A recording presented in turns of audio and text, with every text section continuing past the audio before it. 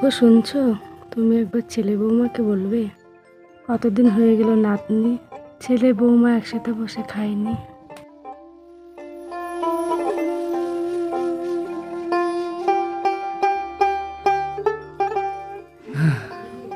ওদেরকে বলে কোনো লাভ নেই, বুঝলে? আজকাল ওরা যা ব্যস্ত, আমাদের সাথে খাওয়ার সময় কোথায়?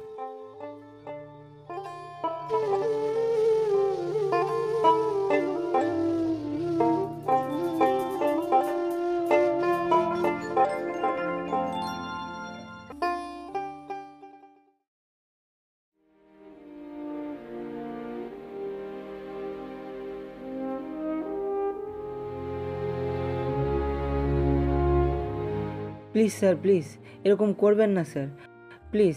হ্যালো হ্যালো হ্যালো হ্যালো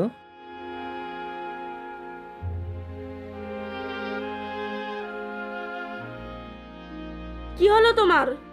আর বলো না, ছেলে মেয়েদের স্কুলের মাইনে, টিউশনের মাইনে, পরিবারের চাপ আর বাবা মার অতিরিক্ত খরচ আমি আর সামলাতে পারছি না। দেখো, আমি কিন্তু আর এসব একদম সহ্য করবো না।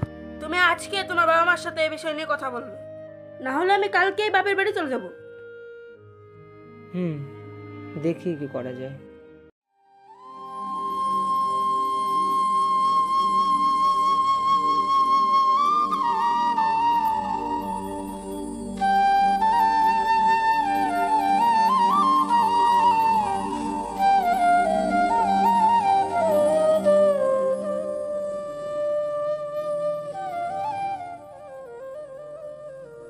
খোকা, কিছু বলবি বাবা? হ্যাঁ মানে বাবা, বলছিলাম যে সংসারে এত খরচ আমি সামলে উঠতে পারছি না, তাই মানে বলছিলাম যে। কি মানে করছো কখন থেকে? প্রিয়া চুপ করো, আমি কথা বলছি তো। তুমি চুপ করো। দেখুন, আমরা আর আপনাদের খরচ চালাতে পারবো না, আপনারা নিজেদের ব্যবস্থা নিজেরাই করুন।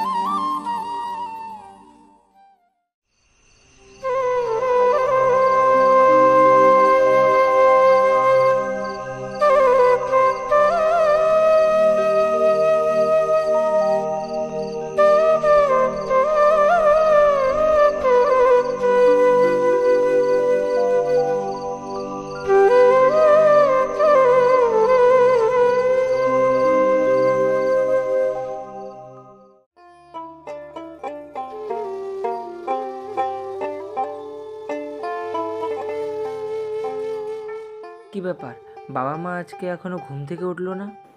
যাও গিয়ে দেখো, এখনো মনে হয় পড়ে পড়ে ঘুমোচ্ছে।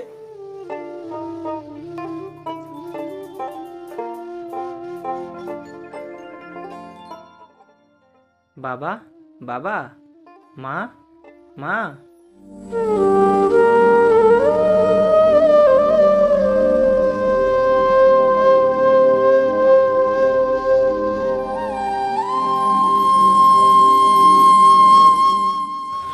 খোকা, আমরা চলে যাচ্ছি রে, তোরা ভালো থাকিস। আশা করি তোদের আর কোনো অসুবিধা হবে না। আর রইল আমার এই বিদায় পত্র। বাবা, বাবা, দাদু ঠাকুমা কোথায় গেছে বাবা? ওরা চলে গেছে বাবা। কখন আসবে বাবা, বলো না। জানি না সোনা কোথায় গেছে, হয়তো আর আসবে না। সেদিন গান শোনালে আমায়, আর কি কখনো শোনাবে? মনে হয়েছিল চিরদিনের সেই গান, ভাবিনি দুদিনে ফুরিয়ে যাবে, ভাবিনি দুদিনে ফুরিয়ে যাবে। আর কোনোদিনও হবে না দেখা, আর কোনোদিনও হবে না। এখনো তোমার চোখ আমাকে কাঁদায়, এখানে পথের শেষ, এখানে বিদায় বলো না।